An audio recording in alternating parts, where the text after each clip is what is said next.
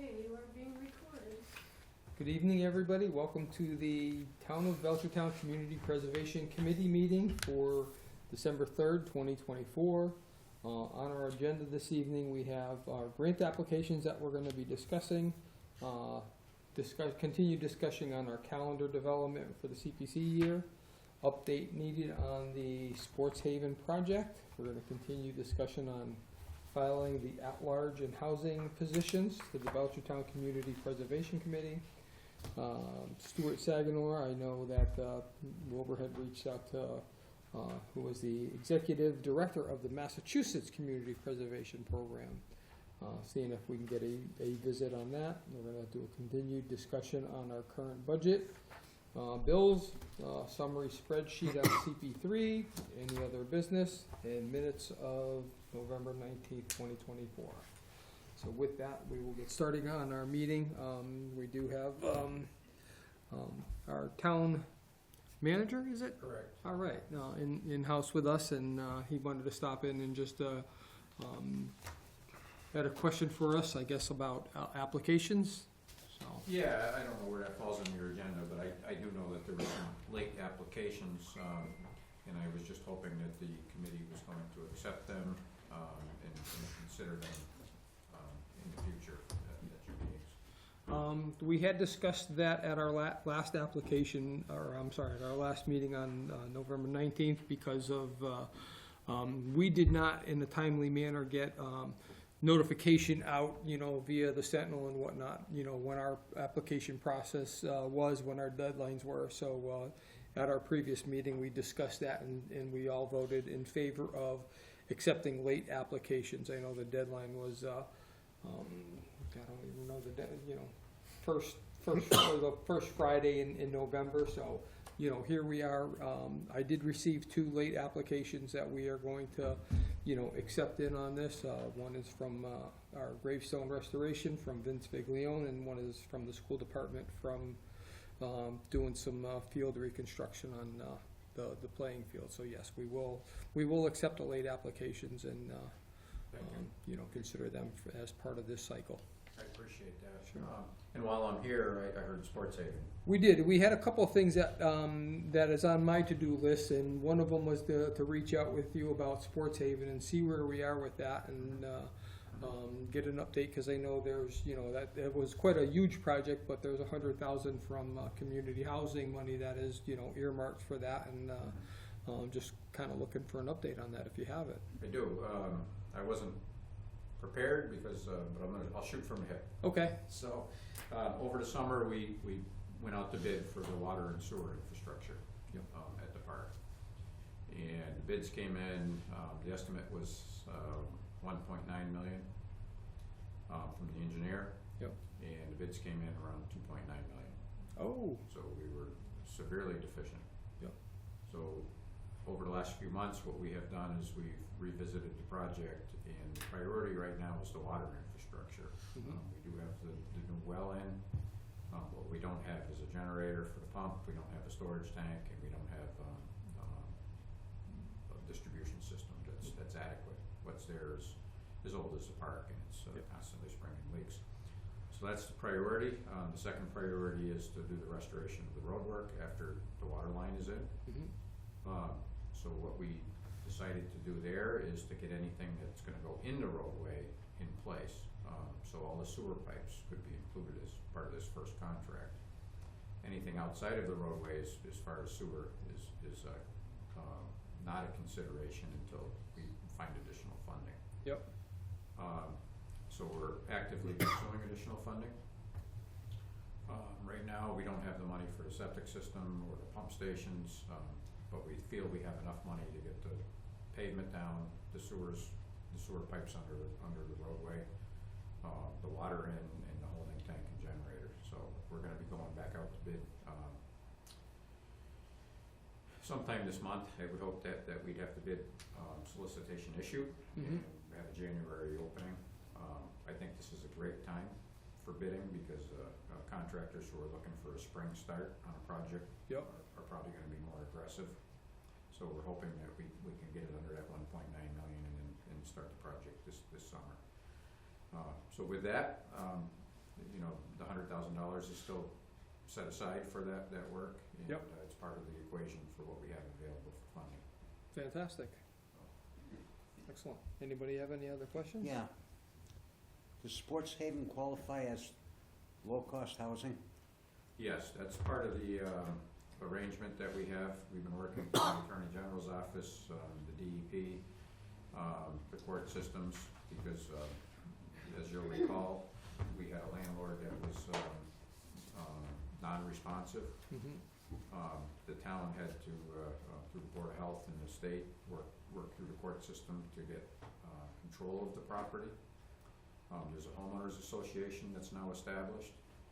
And part of the agreement for the transfer of this land, which is currently in the custodian, the town is the custodians of it until such time as the project is done, and then it will revert to the homeowners association.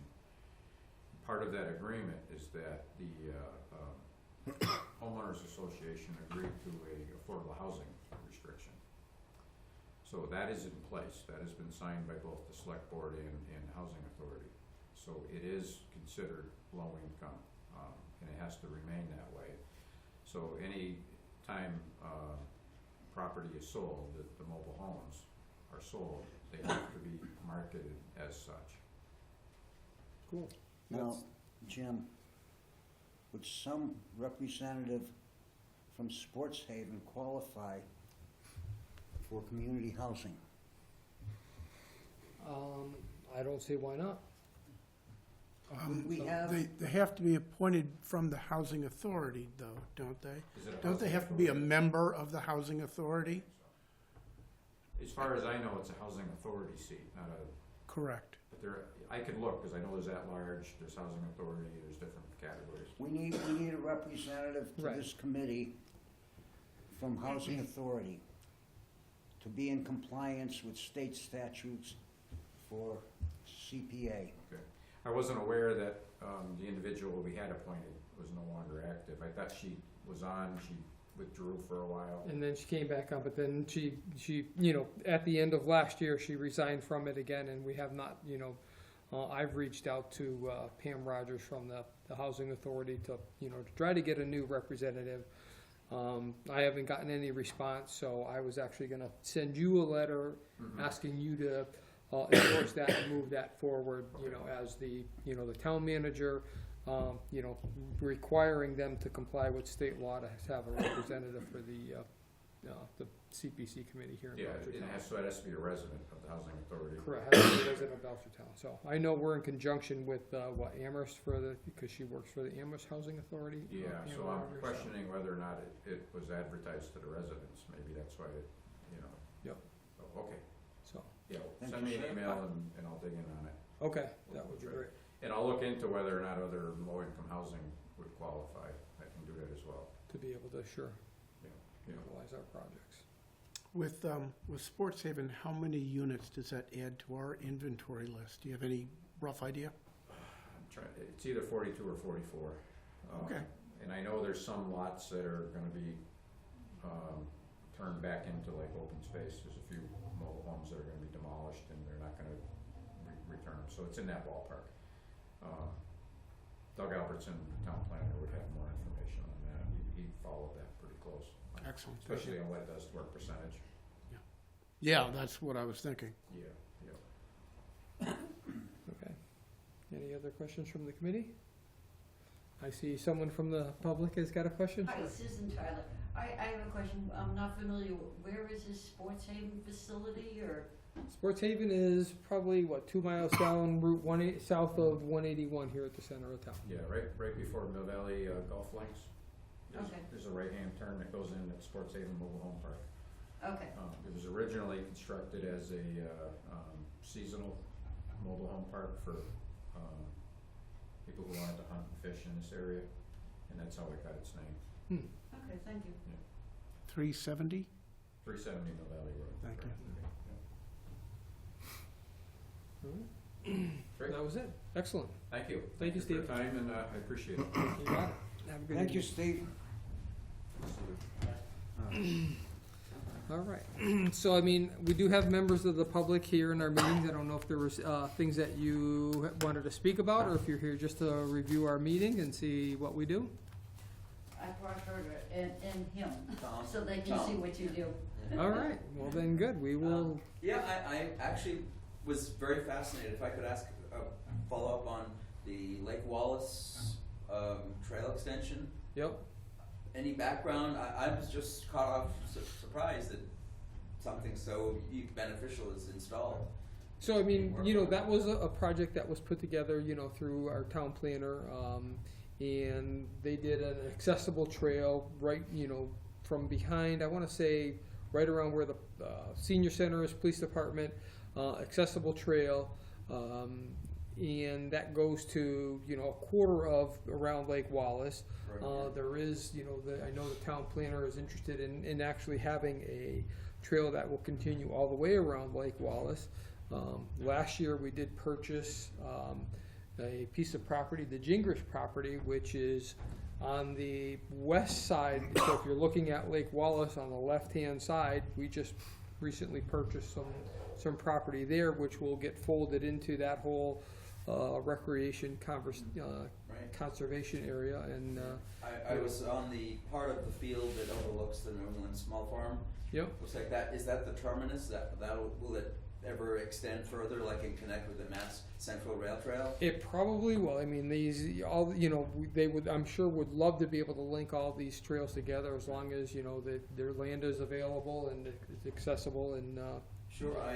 My understanding as a new member of the Friends of the Greenway is that the town owns certain properties, and I thought one of the contractors that I met just a couple days ago when I saw the extension, I think it was Walker maybe, and said that the loop, I guess, was not intended to go beyond, but Right, because I mean, we're the Small Farm Institute. That is not town-owned property. That is state-owned property. So getting the trail system through that would be a little bit of a push. But right. What I think my point was that the town owns some either underground septic or underground water lines that run along the backside of the state hospital power plant with the chimney is. yeah. So if the town, am I misunderstood, or does the town have that type of resource running along the backside? That I don't know, to be honest. Yeah, I'll admit I've walked back Right, behind there, sure. and I think there's these sewer covers along. Right, there probably is, but that's all part of the old Belchertown Right. state school, the original part of the state How school would this property. committee feel as or would there be ways of presenting ideas of making a more direct connection to the rail trail that crosses on Jackson by the Well, the we train don't tracks? we don't put applications in, so it would be No. someone either within the town department, the conservation commission, the town planner, those that would have access to the trails, writing grants, associated grants that they may be able to get through state or Right. federal funding. So as a you know. citizen, could I package something to present to this organization for that kind of idea? I think you would need to have somebody that has control of the property to be able to That present would be that. the first and foremost, right? Correct. Might I suggest that you speak with Sarah Fortune, the Conservation Commissioner, Sure, yeah, okay. okay? Yes. The Conservation Commission, on their website, has all the trails in Belchertown, okay? Because the Historic Commission was gonna try to map all the trails in Belchertown, and through our research, we found out that Sarah Fortune has all the trails on her website, on the Conservation Commission. So if you reach out to her, now, Yeah. I'm sitting here with an application from the Conservation Commission, so she's good at writing up Yeah.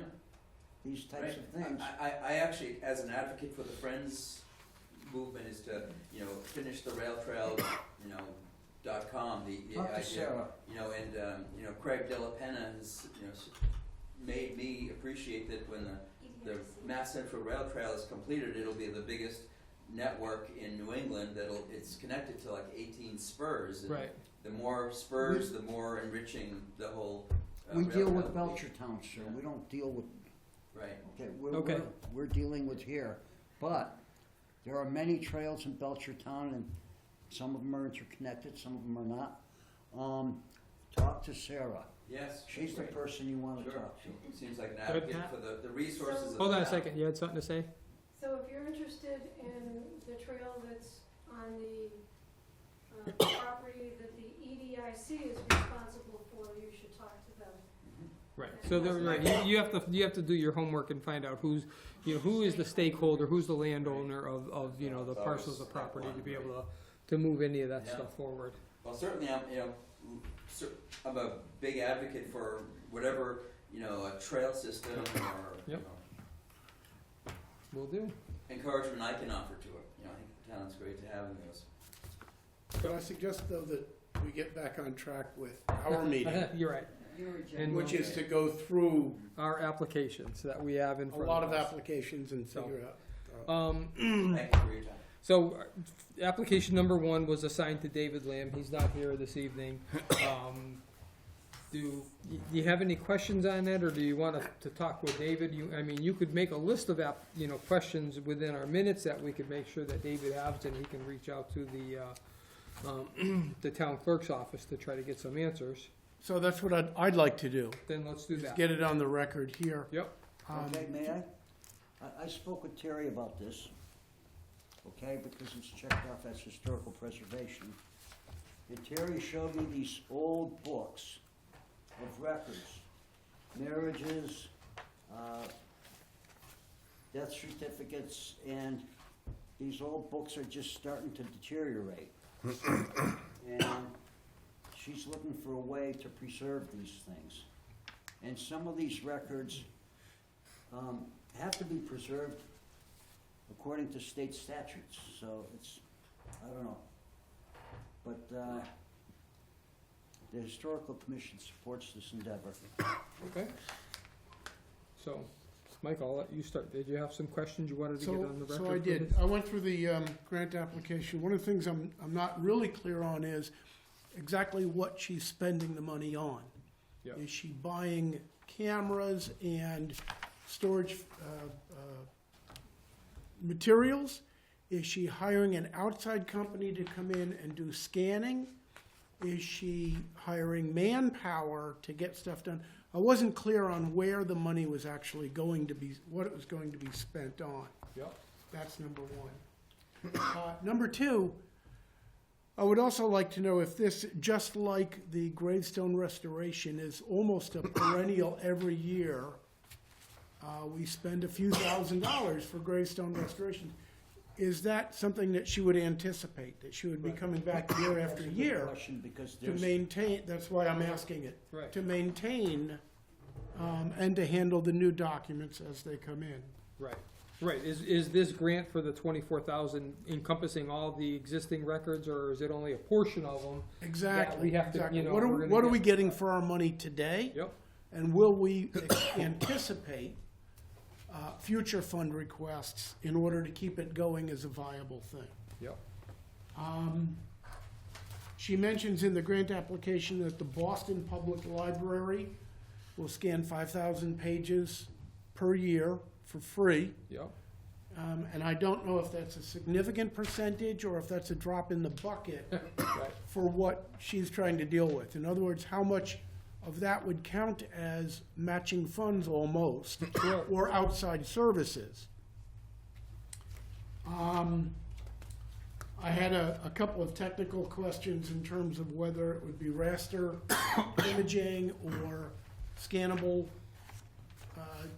scannable imaging. I think it's gonna be just a straight picture, I don't know. Where she's gonna have the digital images hosted.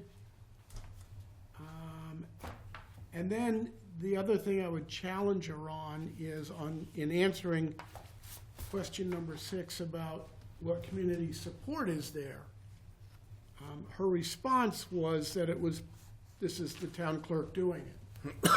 But in fact, she has support and in the participation of other parts of the town government Right. in getting this done, as well as the Historical Society. So I think she's. Historical Commission. Historical Commission, I'm sorry, thank you. So I think she's in better position to document the community support than what her grant application indicates. So those are the questions I had. He covered it all. My thing was like, what are we getting exactly for the money? So Well, and I mean, to me, it sounds like it's a combination of, taking the original documents and preserving where they are today so they don't deteriorate any further, and then also digitizing them so, they will be a searchable record, moving forward, because you don't want to be using the paper documents as your searchables, because that's how they just, deteriorate even quicker. Do you have any other questions for this? Um, Okay. Yes. Will you be taking public comments as far as each application as you discuss them, or at the end? I think it's easier to take it as we go, because we got, I wanna say some 12 or 13 applications, so trying to, Okay, my So- comment, again, my name is Susan Tyler. I'm on the Historical Commission, and I'm speaking for myself at this point. I think all the comments that this gentleman had were valid as to what exactly the $24,000 is going for. But as far as community support, I will say I absolutely support the preservation of birth records, death records, marriage records. As someone that does a lot of work in the cemeteries, I've started in this town, I'm still working in my old town, prior to moving here 3 years ago. They're invaluable to go. The history that you can get and the links and the puzzles that those records place. And again, in my previous time, we supported having a company come in and digitize all our records so that they're searchable. agreed. Yeah, so her answer, though, for community support is NA, solely the town clerk's office doing the project. But she talks about the town clerk, the DPW, the McPherson Garden, the Board of Registry, the Historical Commission, Boston Public Library. I mean, All these places. she documents it Yeah. elsewhere, she just needs to change her answer. Right, the DPW has the burial records, and I've been down there dealing with them on trying to get some answers as I put the pieces together. Right. So, yes. Yes, sir. Open to another? Yep. As far as, Can you just state your name for the? Tom Aiken, Okay. Allen Road. I see it also as some sort of insurance the town and the community and generations have if the physical documents were lost through some, act of nature. Books can get wet in a flood. And did Munson, when was that hurricane that came through? Tornado. Right. The tornado in Munson did lose some records, and Right. So Absolutely. it's a way to preserve it for generations, even if it's is it ongoing? I would assume we want the information of our communities to perpetuate for future generations to, make it available to a wider world as well. Absolutely. Right? Thank Not you. everyone can drive to Belchertown to see the books. Yep. Right, so it's making it accessible. I agree in concurrence exactly Thank you. what you say as well. Yes. Can I just pass these out? Sure. This is the, To the committee. Absolutely. Is that pertaining to this particular grant? This is No, this is it all of our pertains to all of them. projects in our spreadsheet. I would like to make one other, just as a note here, she's got this huge report from the archivist, the roving archivist, and on page 29, the second bullet item talks about specifically the use of CPA funds for this purpose. So I'm certainly wholeheartedly supportive of getting these records protected. Okay, project number 2. Conservation Commission is looking for $5,300 for a project total of $5,829 for surveying the Upper Gulf Forest Conservation Area. Okay. This was Alex's project. I spoke with Sarah this afternoon, and I spoke to her about a lot of stuff, historical commission stuff. And What about the project, Alex? Yes, Okay, basically, in a nutshell, Kestrel wants us to do this survey. Period. because they will hold the conservation restriction? Yes, Okay, and there has been encroachments. okay. Don't you kind of rebut them? No, we gotta keep you focused. Let's move. Any questions on this project? Michael? Encroachments, sir. So this is $5,800 to do the survey. And the survey will document, in fact, that this person's shed is on the wrong side of the property line, or this piece of debris needs to be cleaned up. There's nothing in here to indicate whether or not that she'll need funds for legal No, there isn't. encouragement of people to, No. What they're if gonna someone do- fights this and says, my shed's been there for 50 years, I'll go to court before I move it, then will there be more funds required for the legal work that might need to be done? So that's my only question on all of this. This is to identify the encroachments, but it doesn't address the actual abatement of moving the shed, the concrete box, the legal fights that we might encounter.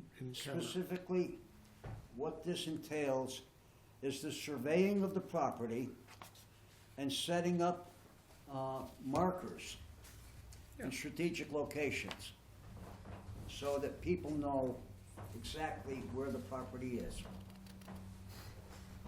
And that's all it entails. So she may need to come back and ask for more money to go to court. That's what I'm asking. Well, I don't know, but I don't that's, think you know, it's up to them. What's her plan B? well, I mean, that's. And that's if- for her to But the answer. thing is, but that's if and when that would occur. There may not be any encroachment, so, you know, we can't say until you actually have your determination with a survey. Any more questions? Over? I'm good. Any public? Okay.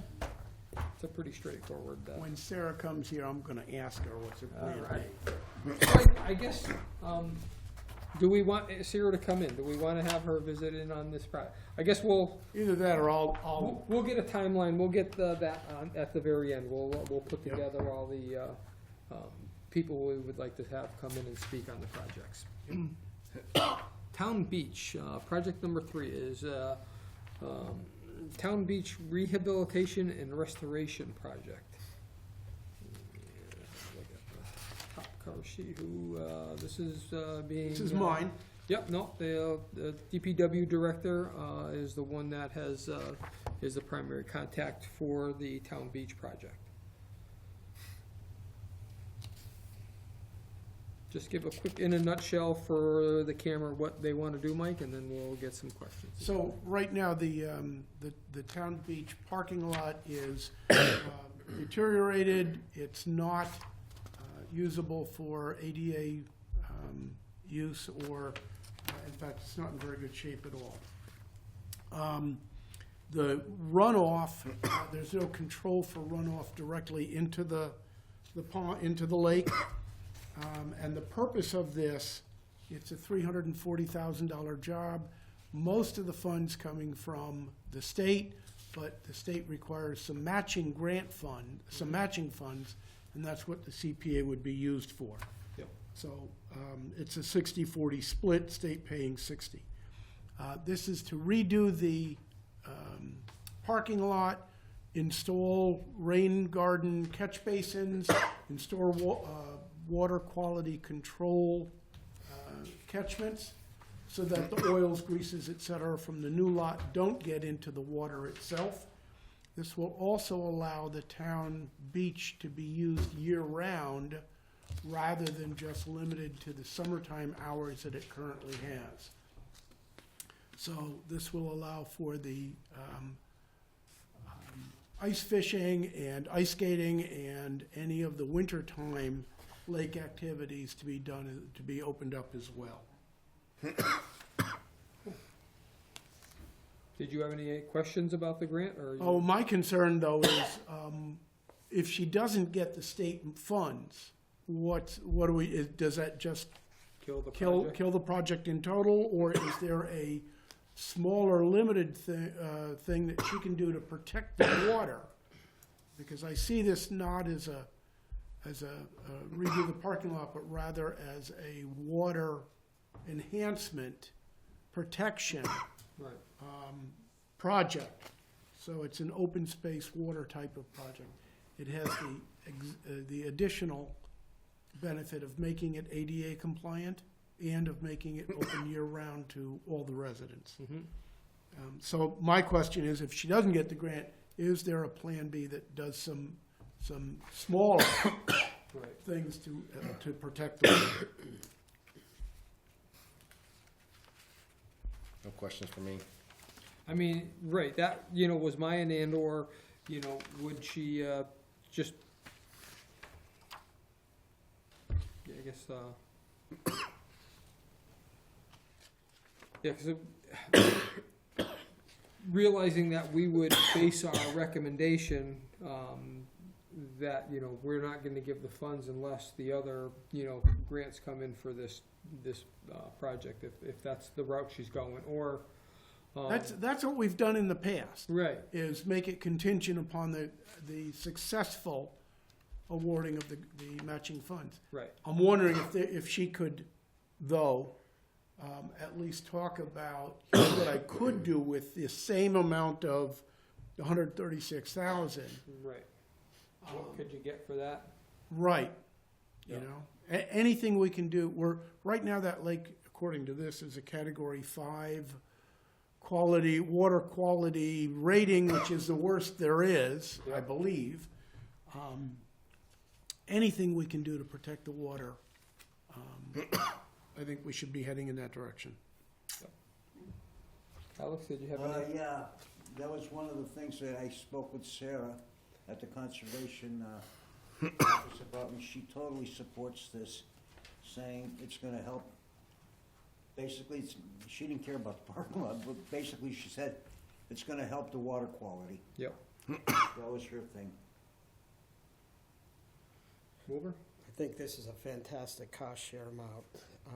Boy, I'd really like to see this come through. The beach isn't the biggest piece that we have when we talk about all the lakes and stuff like that, but that's a nice area to do things. And if we can expand the services of recreation, I think it's a great project. And that's a good point, that of the 136 that she's asking from us, not all of that's coming out of Belchertown. Right. Only a portion of that's us. So the state is giving us some money to give to her to match some state funds, so that's a good point on the cost Yeah, share. and I think sometimes when we look at these projects, when you talk about redoing parking lots and things like that, we've done other projects in our town, not all by community preservation, but other. So sometimes you look at the cost and you go, wow, that seems to be an awful lot of money, but you know what? It's Right, like but doing when a it's all- driveway now. Right, when it's all done, it's like, Right. right, it's like, yeah, that was money well worth spent. And I agree. I really like this project too, so. Yes, sir, question? Are you open to it? Yes, our community It's- son? I concur with everyone's agreement, and it's a win-win. It's like, how could with the low cost for the high gain? Yep. It's an infrastructure improvement. It's for future use. It's opening a resource year-round for the residents. How does that not? Right, seem- because if you were to drive there now, the gate is closed, it's locked up and everything else, and you can't have access to that. And, right, we have very little access to the 3 lakes that we have here in town. And, Metacomet is one, but it's a very small portion with a boat ramp. But other than that, there's really no access to that for, recreational use. Sure, it's like the lake's a gem that's just getting a better polish with, better improved facilities. Yep, agreed. Yeah, I do have a question about the materials part of it.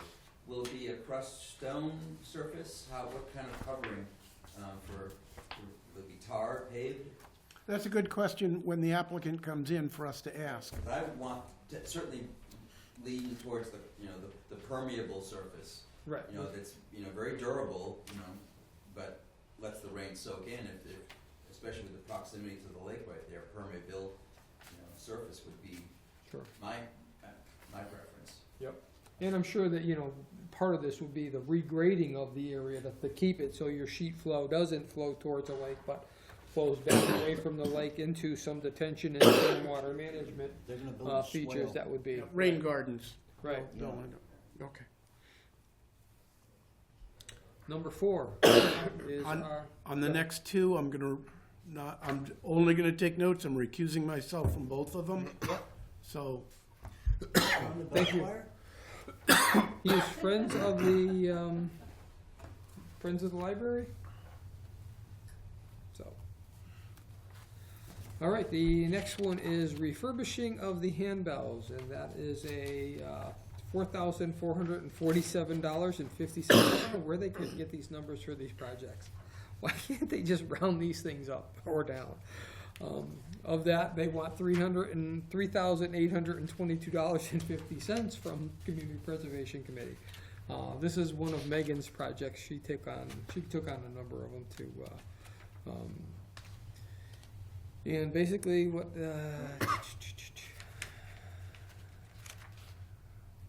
So they want to restore and refurbish the handbells that they will be playable condition for many years to come. The second goal is for the Belchertown residents to enjoy the renewed handbell through free concerts and choirs offered each year at the Belchertown churches, the Clap Memorial Library, and retirement communities. So those are two items as to why and who will benefit for these the projects.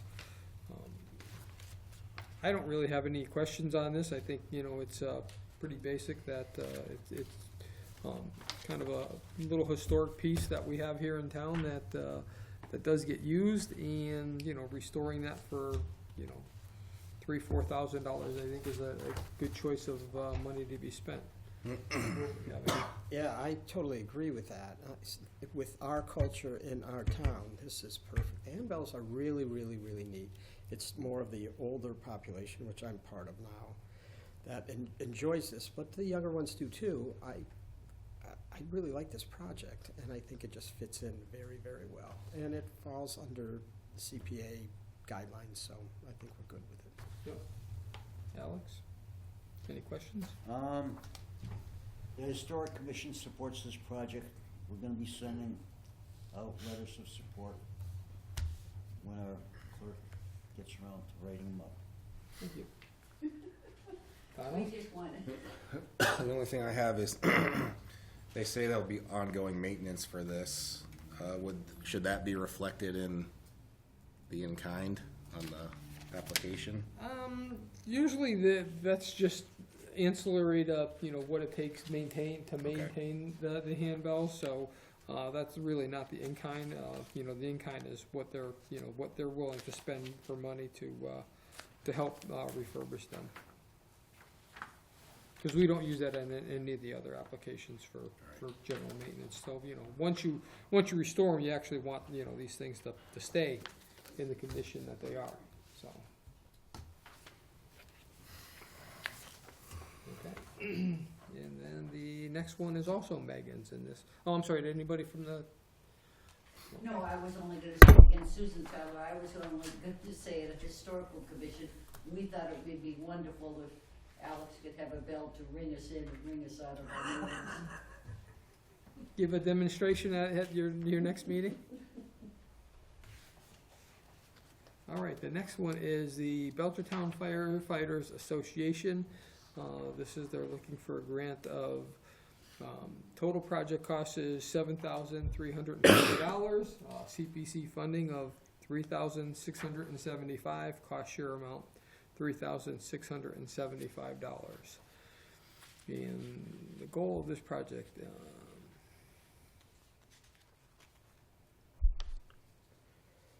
so they want to freshen up the building, it looks like here. Okay, so they want to pressure wash the exterior, remove old lichen and mold, scrape and paint the wood doors, casing, portico, roof trim, repair and replace rotted wood, repair the electrical fixtures that highlight the firefighter's door, address foundation drainage and excess vegetation in the rear of the building, and secure openings, if any, that may allow animals to enter.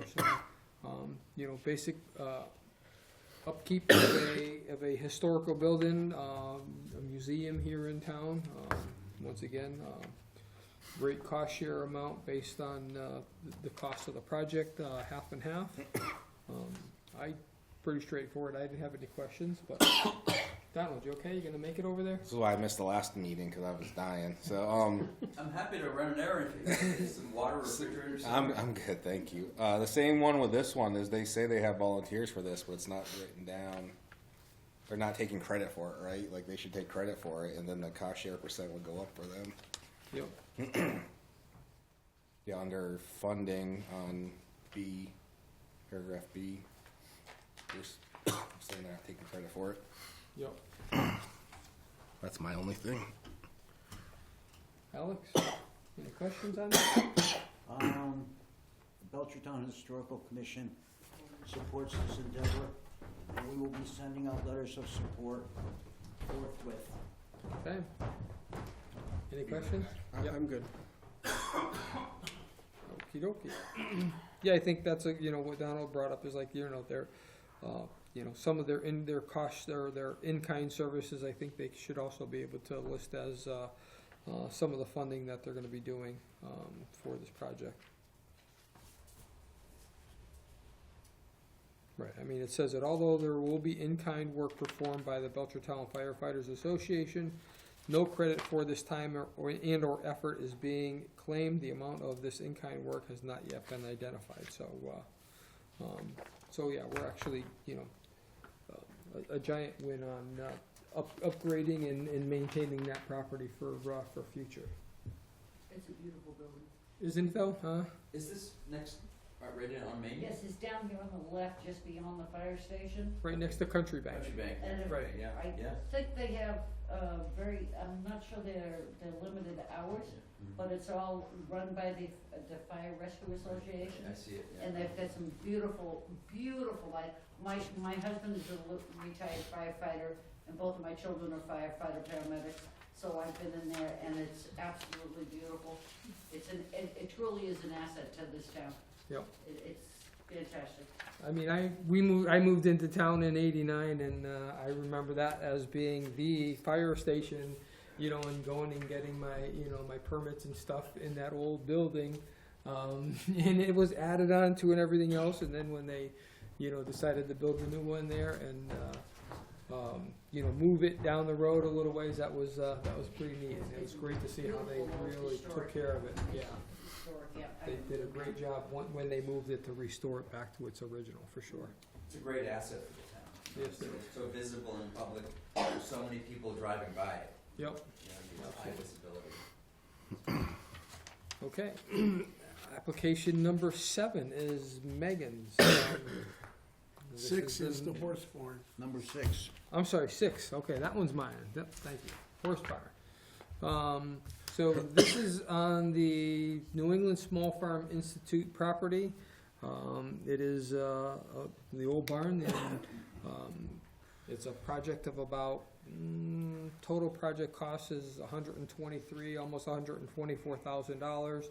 Looking for about $120,000 in CPC funding.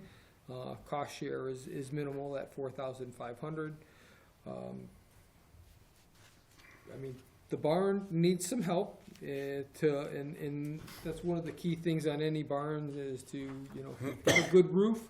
The structure below will preserve itself, but if you don't have a good roof, then you really, things start to go south relatively quickly on that.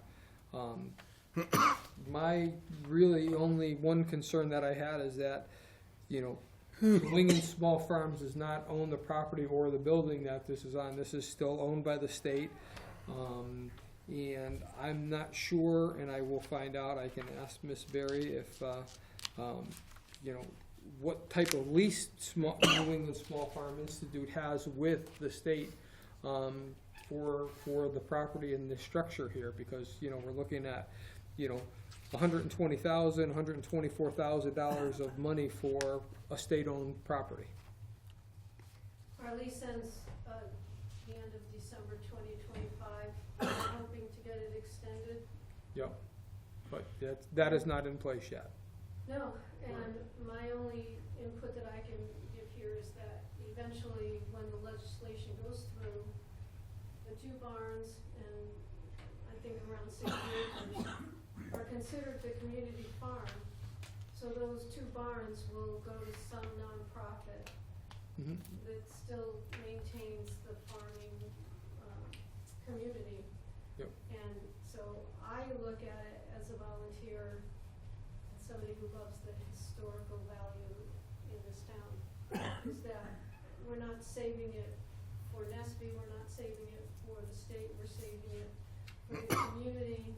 And because it's a historical barn, that barn was in place when the state came in it was built in 1863, I think I put there. But it was on the property when the state first came in and started buying up land. Yep. It's always been a hardship under, you know, prior to my being involved, when Judy was running the show, she kept trying to get grants to fix up the property, and because even with an extended lease, because she didn't own the property, she couldn't get the grant funding to do upkeep.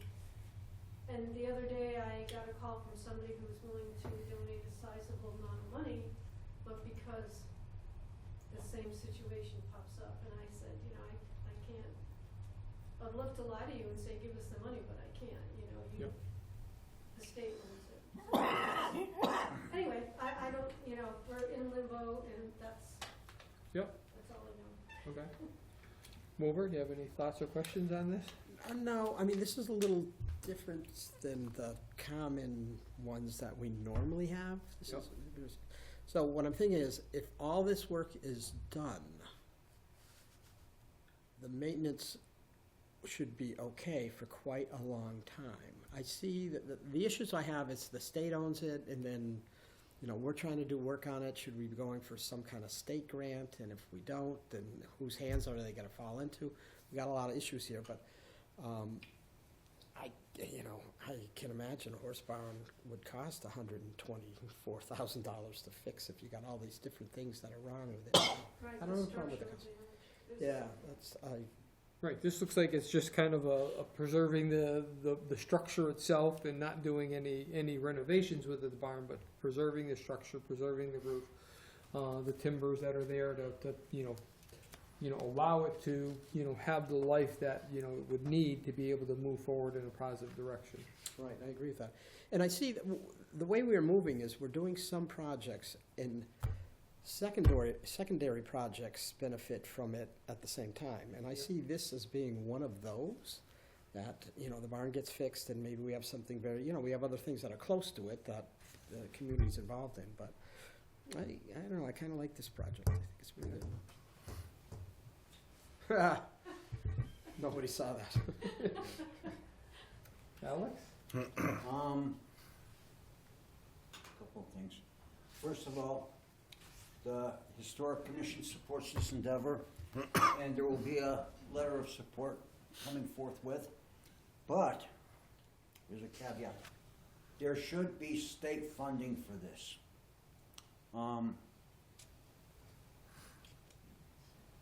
You have to try to find state funding. Even if the time span is a little bit off. We've got until May, Mm-hmm. town meeting. Between, talk to Galvin's office, Mass Historic. I can give you the information later on. But, there are people there that are, they're like the circuit rider.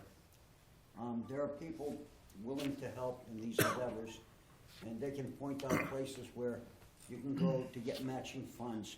Even if we get like a $20,000 matching fund, okay? And that puts the Mass Historic Commission into play on this property, so it might, A good thing. yeah. That's the only issue I have with that is we should try to find state funding, but as far as the Belchertown Historic Commission, we support it wholeheartedly. Donald? So the board is not the New England Small Farm Institute. It's a board under a different name, or that controls the board that's in charge of the barn. Is that It's New England Small Oh, it Farm. is? We have a lease okay? with the state. State through DCAM owns the property. Gotcha. So that you guys are able to do whatever work or maintenance Yes, you're allowed. Okay, because they said we could. that's good. Good enough for me. Because they're not gonna. All right. That's all I have. Michael? So my very first thought is that this is one of those projects where time is of the essence. Once you get water into a building of that age, Right. it very quickly deteriorates. So regardless of who owns it or who has control on it, if we don't want that building to collapse relatively quickly, it's imperative that it be sealed up so that moisture doesn't get in.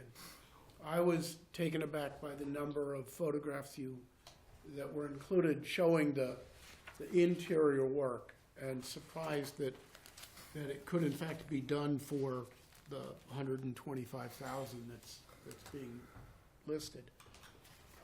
As far as the ownership, if New England Small Farm Institute has a lease, then I think whoever does the application should quote from the lease any pertinent things that suggest ownership and maintenance responsibilities.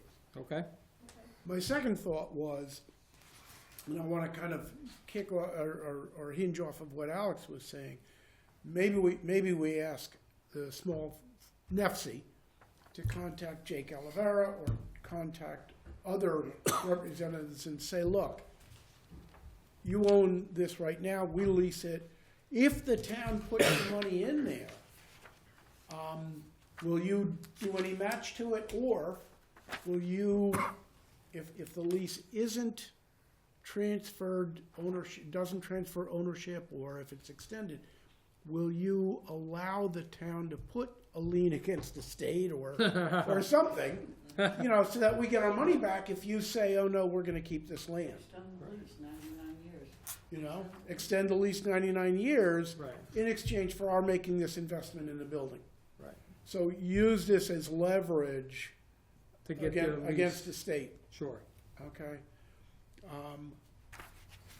I would encourage us, though, to protect this building. Yep. Can I ask one more question? I see this letter from the senator from 2023. Yes. So you guys didn't get that grant, I guess, the one-stop grant? That was the one-stop grant that we applied for through MOD, connected Yeah. us for that through the town. And no, because the state owns that. Gotcha. But I would almost use that letter as bargaining back to Jake Yep. and say, look, I'm Yeah, I think reaching out to him for sure and being like, hey, this is what we want to do, especially if we're, or you have talked to him? I've been, Okay. Jake, either give us the money or give us the 99-year lease. I don't know. But that was, sounds so easy. yeah, it really does. It really is. The other question I had is, how much public use is there of this building? Probably very little at this point Well, because right of now, the structure of the. Because of the structural damage, so, our 4-H club used to have meetings in the classroom, we do, presentations in there, educational presentations, like the Greenway bike. Yeah, I was going to attest to that visit with the ambassadors along the trail. Yeah. Oh, yeah. Stop. I saw that, that's right. So the idea is to make it safe for community use. The whole landscape is changing because of the legislation, and we board members live in town, we look at the property and we want it to be here forever for the community. And the EDIC looks at it as, a good neighbor. And I don't know what else I can say. Okay. But definitely for, we want to preserve it for the community and to have the community be able to use it.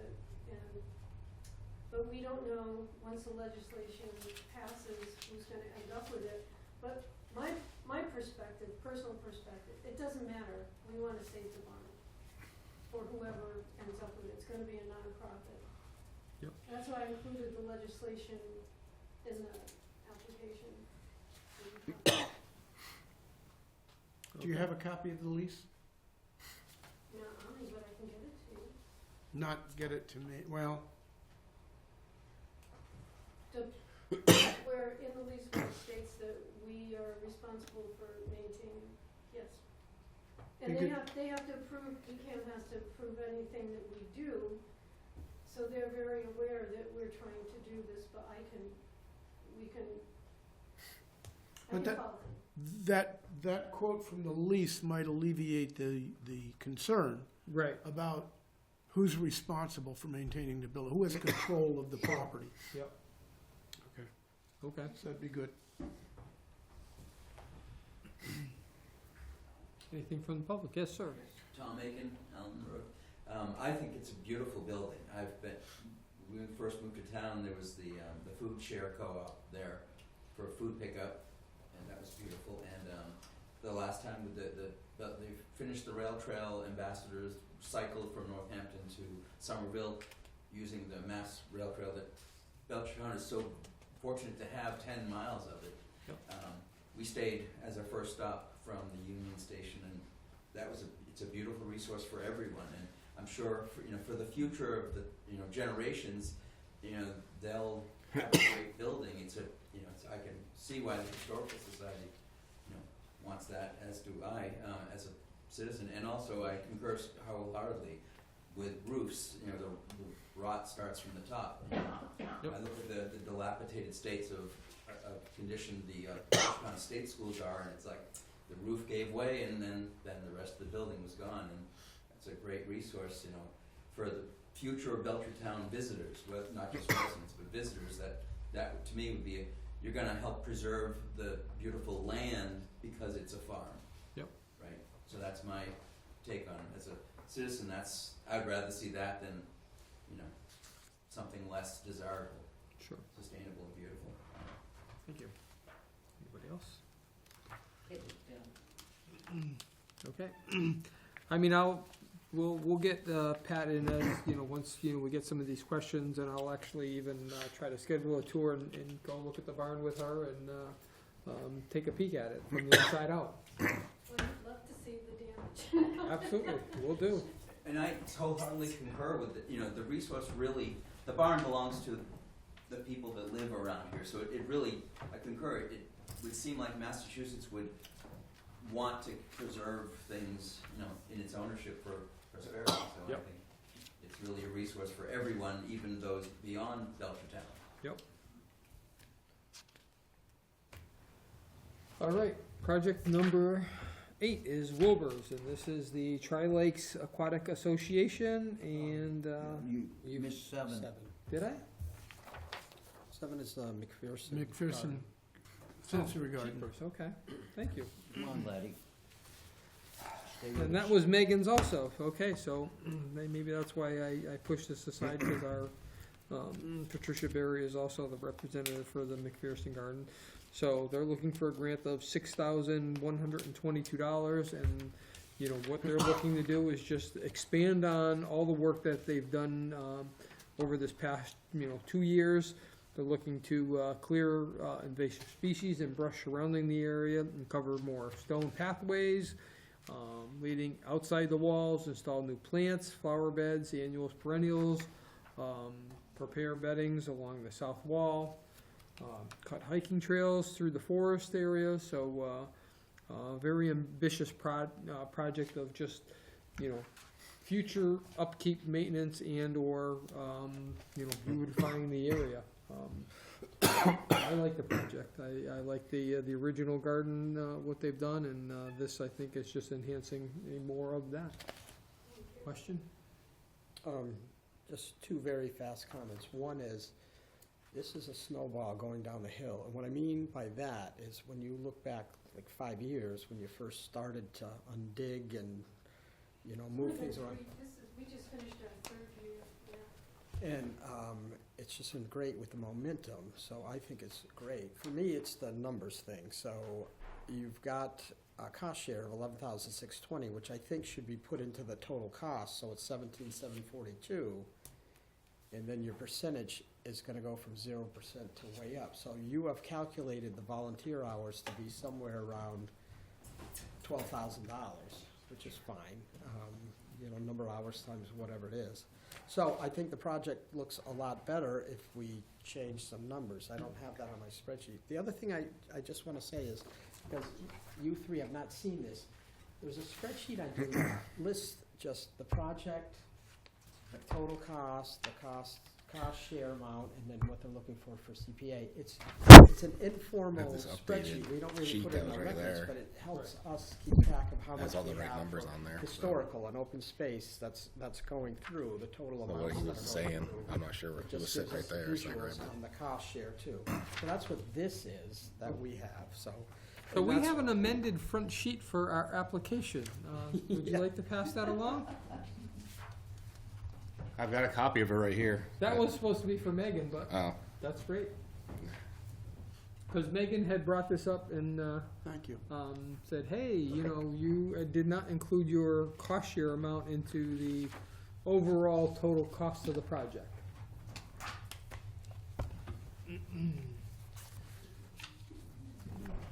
So the overall total cost of the project has now been upgraded to $17,742. Where CPC funds of $6,122 and cost share amount of $11,620.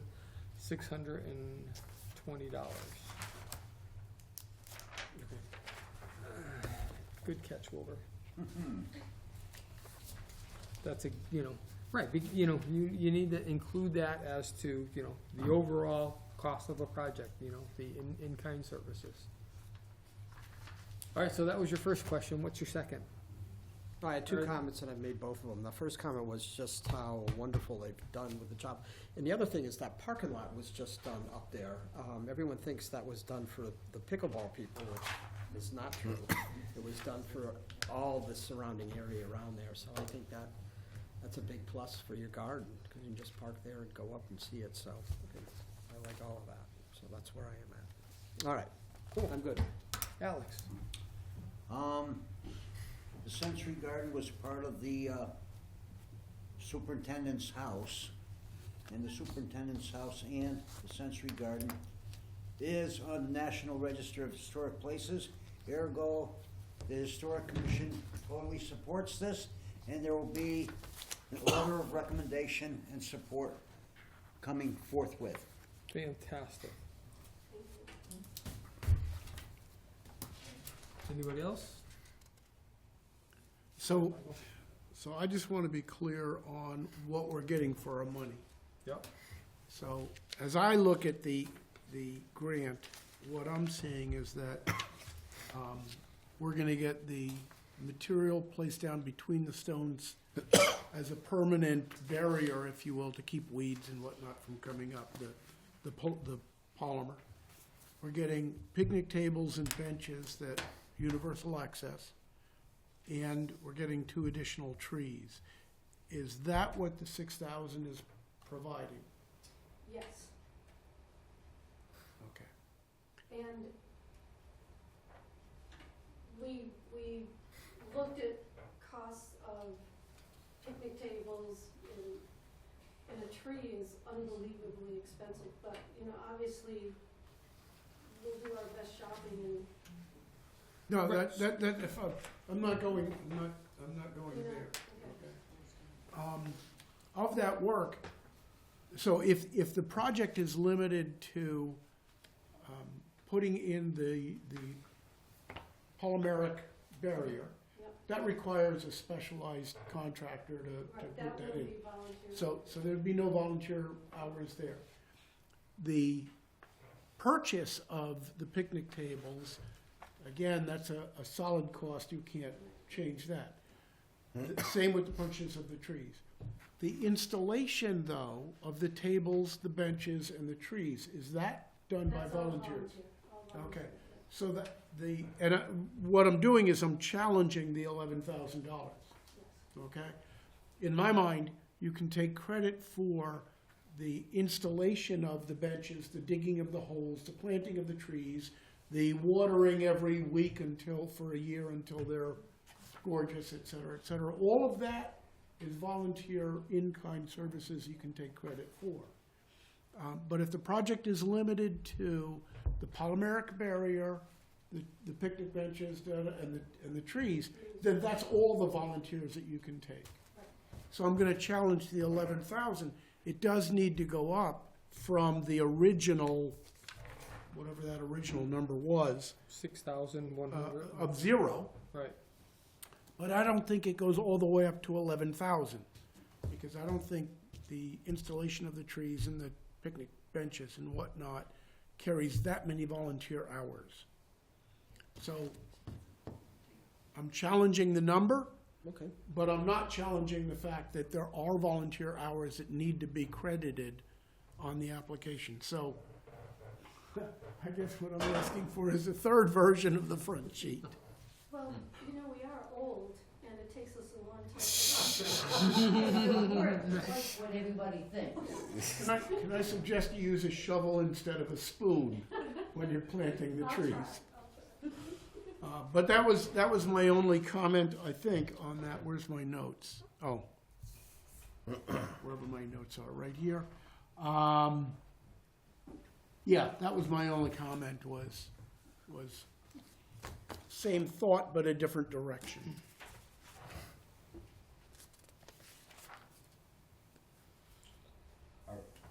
When would public comment be? Yep, you're done, Michael? I'm done. You had no more right now. I'm good, Yep. thank you. I think, I support the project, it's great. It's like a win-win again. I would also think it would be, appropriate to take responsibility to, offer it as an educational resource, which is my fault. My original question would be, would the schools have access to using the expanded trailways, and so that could be a focal point for an outdoor education experience for either the middle school, any of the clusters of schools.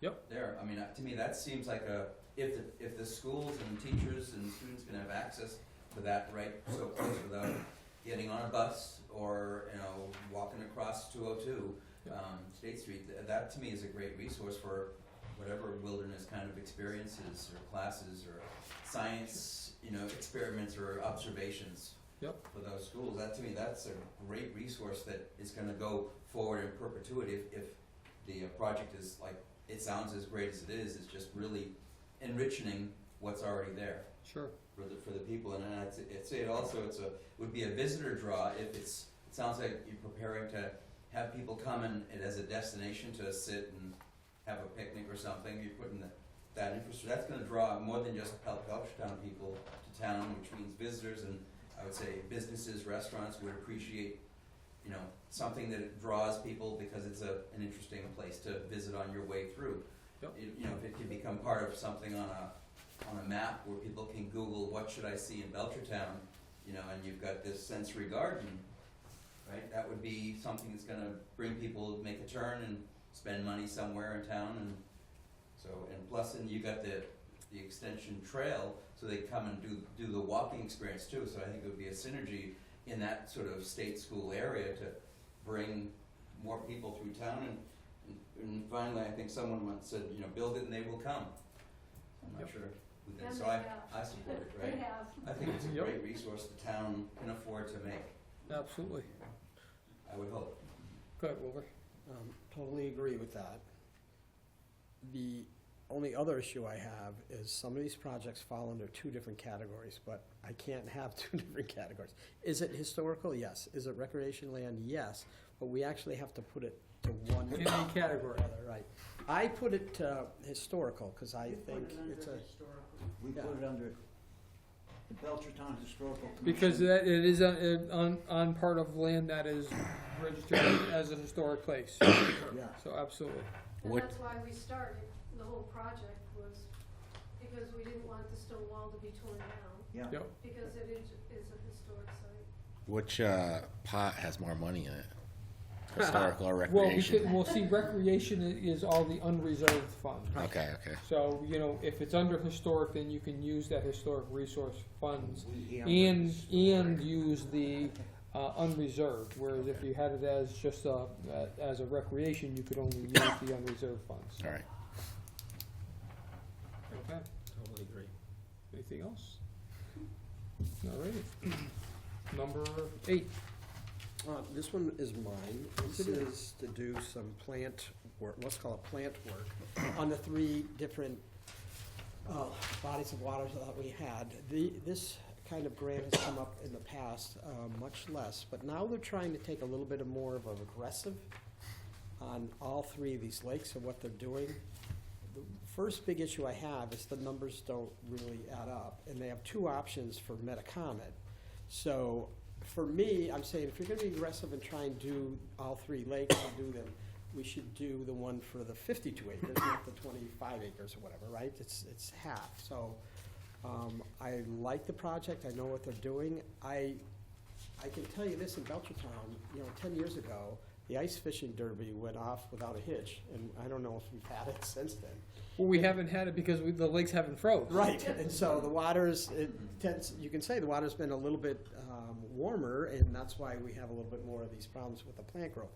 They have different plants that they're trying to get rid of or manage, and things like that. I like the project. The numbers are a little bit goofy for me. They don't add up if you do either one of the options, so I have to get back to them and just talk to them about that. But it's a good thing, and this is another one. I wouldn't. They've got it as open space and recreation. Open space for me is more. Here's a piece of land that maybe a third party owns, maybe the state owns or something like that. Now it comes into our hands. That's kind of open space. Right. This is a little different. This is definitely just recreation. Unfortunately, we'd love to put in open space, but I think it's definitely recreation, so. Yep.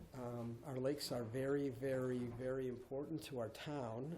Do they get utilized as much as people would hope they would? That's probably no, but you know what? If we don't manage the plants, it's no different than the barn, right? If we don't manage it, or keep it good, then we're gonna have more problems down the road, so. My problem is, this thing seems to be a little bit ongoing, right? We had it, I don't know, 5 years ago, and whenever it was, and now it's come back, but I understand that, these body of waters, these plants are so evasive and stuff that we definitely need to do some work with them, so. So I like the project. I do have some questions. I'll get back to them. Diane Plant wrote this particular grant, and that's somebody I know from the church. And so I'll get back to her on the money thing and see if maybe we get a new front page for that. So that's where I'm at. Okay. Well, Initially, I did not care for this, and I ended up talking to Sarah Fortune about it, and she's pretty knowledgeable about these things, being on the Conservation Commission. I didn't like the idea of dumping chemicals into the water, dumping a herbicide into the water. So I asked her, well, how about alternative things, like some lakes have machines that come in and chop the weeds out. And she said, the problem is with milfoil, it's kind of like your lawn.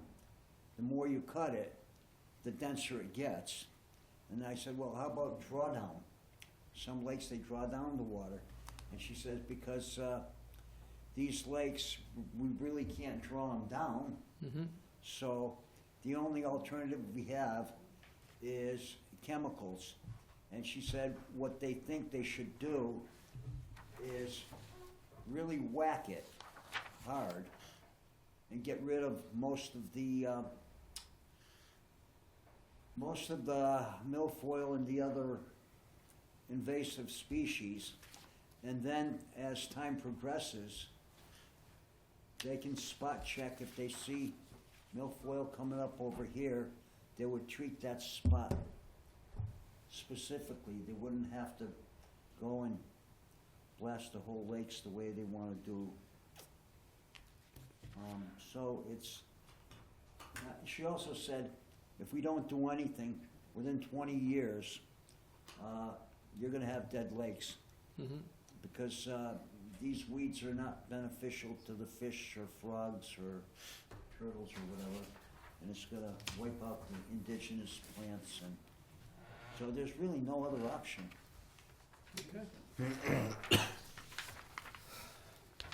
I guess, I mean, I wanna see these lakes preserved. I think my biggest thing is, I mean, we've spent a bunch of money for water quality studies, and they haven't done anything. Now it's finally moving forward in that. But, you know, this is a one-shot deal, and I think one shot's not gonna be enough to get us where you wanna be, you know, 3 years, 5 years, 10 years down the line. I think, you know, they need to have a plan in place for what are they gonna do next year, the year after, year 5, and, you know, they don't have that within this application, and I, you know, to spend that kind of money, I wanna see a plan moving forward as to the continue, you know, either treatment or, removal of the species, and how they're gonna accomplish that.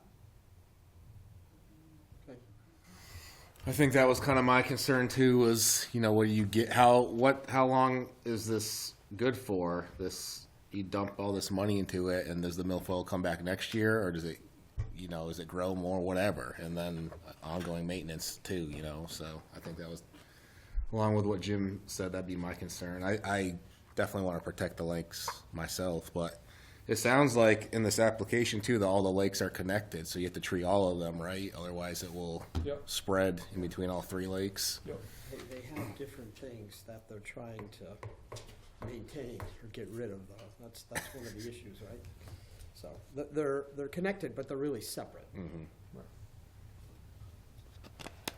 Michael? So I want to go back to Wilbur and ask, when you say the numbers are off, are you saying that they don't mathematically add up to the 86,000? Right, that's Because- exactly what I'm saying. Okay. So what do you, cause I'm looking at the numbers, and I thought that was pretty close, no, Well, there's multiple options. well, I know, but I mean, it was only the one lake that had the multiple, you know, Metacomet was the only one that had multiple options, so if you add the 36, 34, and the 14.7, I think that gets you to your, 88,000, no? It's close, but it's not right on. They need, it would be like 84,740 or 84,750 or whatever. So, yeah, so they've actually over, Right, well, I can't see us approving a grant that says we have option A and option B. Which one are you going right, after, you gotta right? pick one, We gotta exactly. pick one, so we can do our numbers thing and stuff like that, so. And for me, looking at it, I'm saying, okay, if you're doing, what you're doing is you're taking, you're taking such an aggressive year to manage everything that's going on with the 3 lakes. If you're doing that, you've gotta go for the bigger area, you just gotta do that, and that's where you start, so. To me, especially since it's mine, the numbers always make a difference, so. All right, so that's the first thing. Second thing is, I look at this as being a watershed protection, a water aquifer protection, a open space, clearly to me. Because open space is not just by land. Right. Open space is protecting watersheds, and it's protecting aquifers, and it's specifically recharge areas, watershed land, agricultural land, fresh saltwater marshes, it's beaches, dunes, other coasts. I mean, there's a lot of stuff to protect, it all falls under the open space category. So I would argue that it's not recreation, it's open space you're worried about, because it's water quality and water protection that we're worried about. Okay, well, they, I would argue that, much like you did, go big or go home. If we're gonna do this, let's do it right. And get all of the lakes and all of the area and all of the different species that we need to get now. In the grant application, it does say, follow-up years, they'll need $15,000 to $20,000 per year Right. as an ongoing thing, and I think we need, and it talks about, well, we could get it from town allocation, we could get it this, get it that. That's something they maybe need to address a little bit better, Sure, they need to solidify that. but I feel, I'm in support of doing what we need to do now so we don't have dead lakes in a short time. Agreed. We've spent all the money testing. Right. Let's This do is an something actual with it. action plan. Actual, let's Right. hit the ground running here. But I think they should reach out to the town manager about money for, future maintenance on this, and, that would be something that, we would maybe look Flesh for. out that, Right. yeah, flesh out definitively, here's what we're gonna do 2026, 2027, 2028, in terms of not the specific treatment plan, but how we're gonna fund it or where we're gonna get the money. And if it means, we're coming back to the CPA, then they need to be honest about it. If it means we're gonna get funds from the town elsewhere, they need to get with Steve and address that. okay. That's it for me. Okay, public? Yes. Yes, Susan Tyler. Not being very familiar with these three lakes, I'm looking at them here.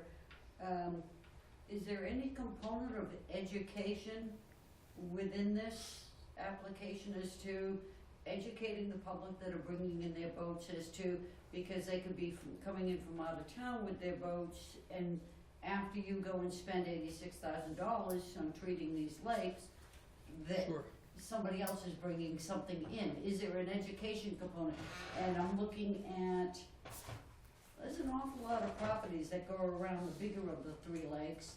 Is there an education component as to what they're doing as far as treating their lawns and what they're putting? So is there, because that could be influencing Mm-hmm. What- the uptick in all this Right. growth that's taking place. Mm. So I think that would be a valuable. I know there's a sign at the boat, so Lake Metacomet is the only one that you have boat access to.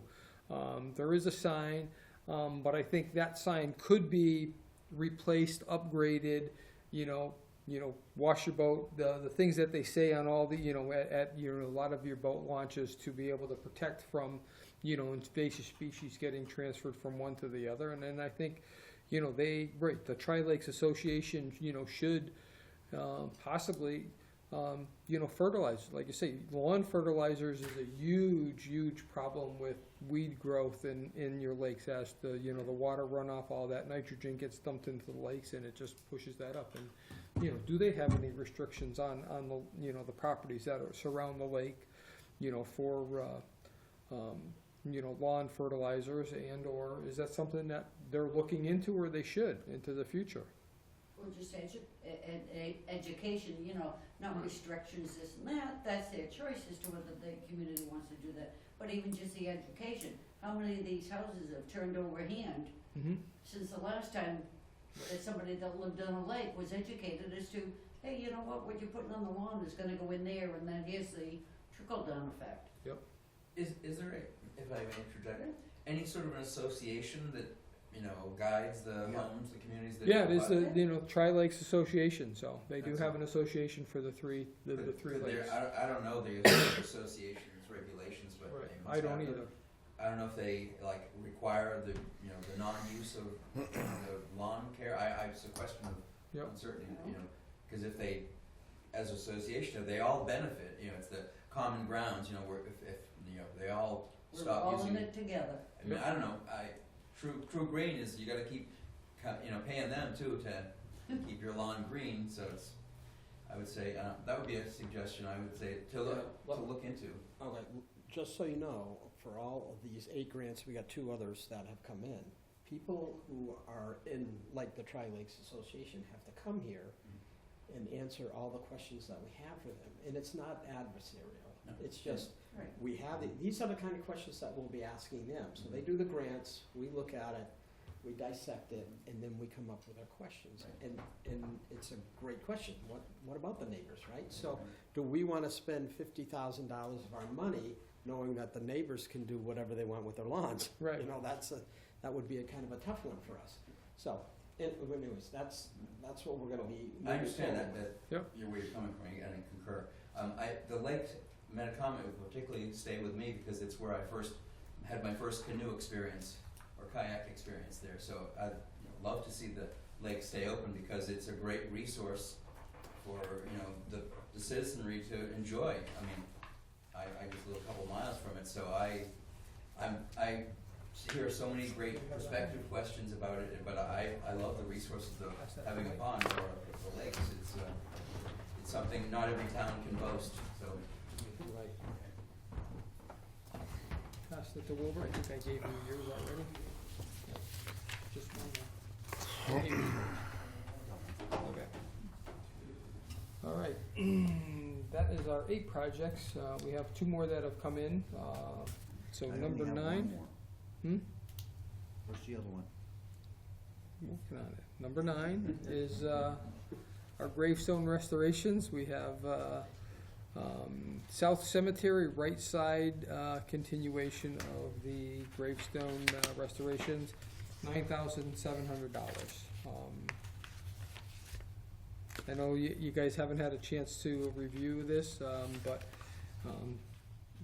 I'll bet you the application part has been cut and pasted from previous applications because they've been very thorough and very informative, and we've gotten very good feedback from our Veterans Grave Officer, and we've got some letters of support, and so if you guys have any questions, we'll take the questions for our next meeting.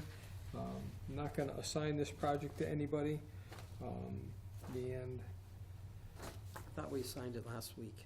huh? We gave it to Donnie last week. I'll take this one. I don't mind taking it. Oh, you're getting the next one. Okay.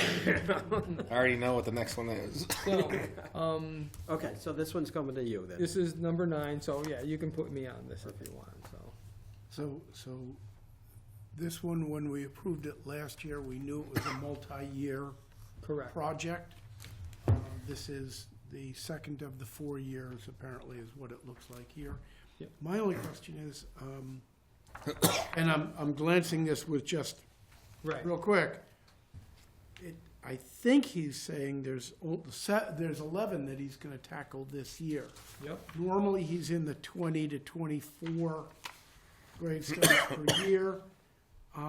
He's talking about 70 for the entire 4-year project. Yep. Is there something unique about these 11 that's the, or am I scanning this and reading it incorrectly?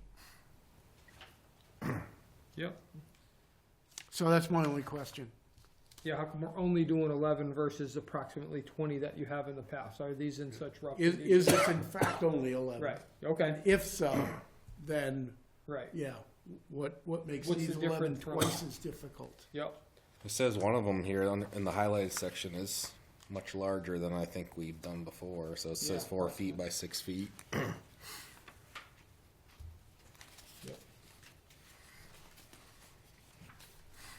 I wonder if that's in on the picture there, no. Jim, you're taking this one? Yeah, I will. Yeah, so there's the ledger table right there, I mean, you can, in one of the pictures, so it's not just a very last page.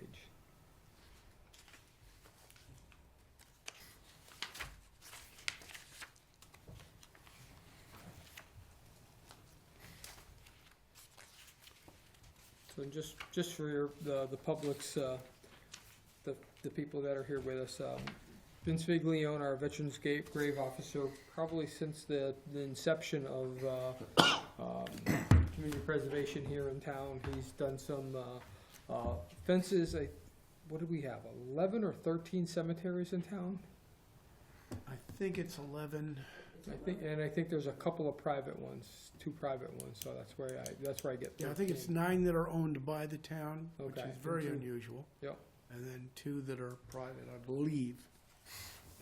But, you know, what he has done in these past number of years is, you know, he's got a company out of, I want to say either Pelham or Shutesbury that will come in and they actually preserve and restore the gravestone headsets that have either deteriorated, fallen, broken, and whatnot, and get them back in order and get them back standing, and has done a fantastic job over the years on restoring some of these stones there. And it's just an ongoing thing because there are so many, you know, within the town that, you know, we can only, you know, it's a small grant for under $10,000, so there's only a limited number, you know, that this company can address anyways, and so it's been an ongoing project probably for the last 10 years on this part of it, and he's been, you know, touching, you know, every cemetery in town and doing the ones that are, you know, in the worst condition, and then going back around again and getting the secondary ones and stuff like that.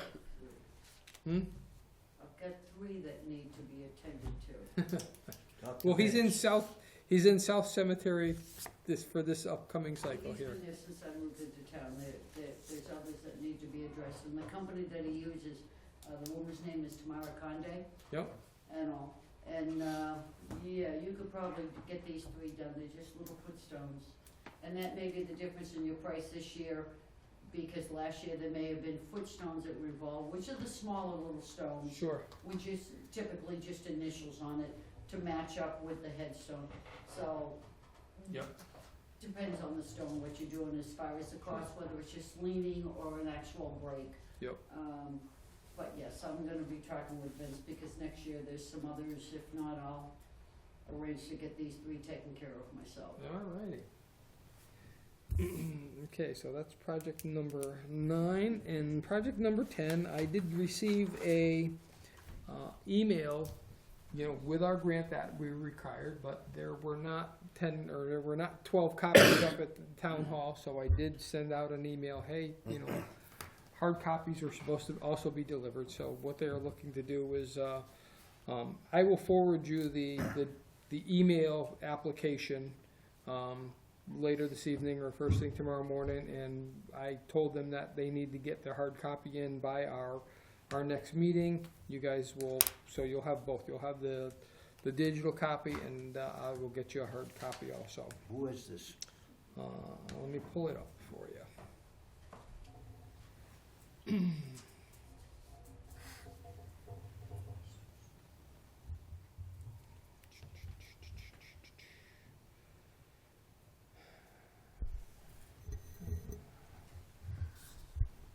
Hopefully you're gonna have to make a new one. Oh, that's not a problem. It's 90%. He'll get the digital copy tomorrow, so then he can take it off of that for his notes, so. So the applicant is the Belchertown Public Schools, and the grant is for Belchertown High School Stadium Field renovations. And this is a CPC grant request of $186,000. I'm not gonna go into all the details, but it looks like I'll give you a quick description of what they wanna do.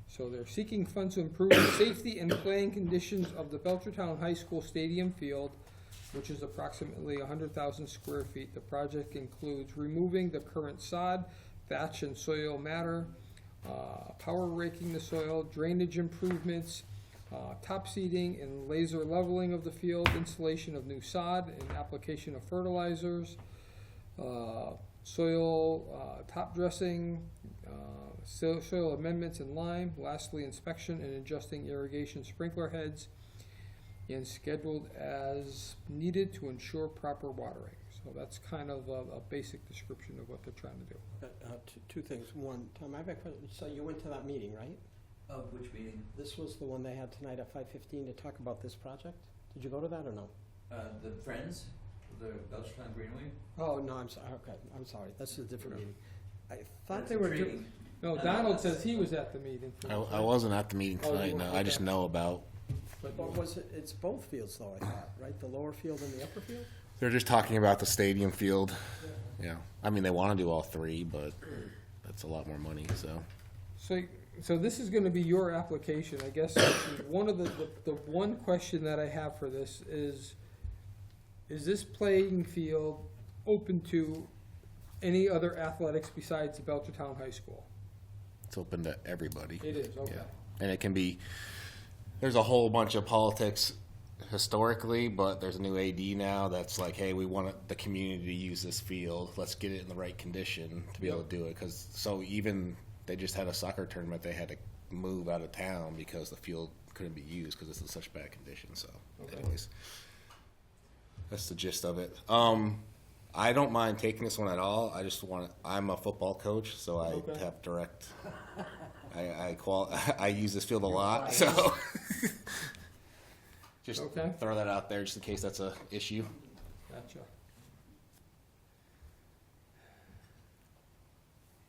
Maybe we'll give it to Alex. He's got just a very easy one here with the survey of Upper Gulf Road. I can take And one we whatever you take. guys want. This latest one that's coming in for the Belchertown High School. I'll give Gotcha. you that one. You'll get a digital copy tomorrow. On my email, Yeah, I want a hard copy.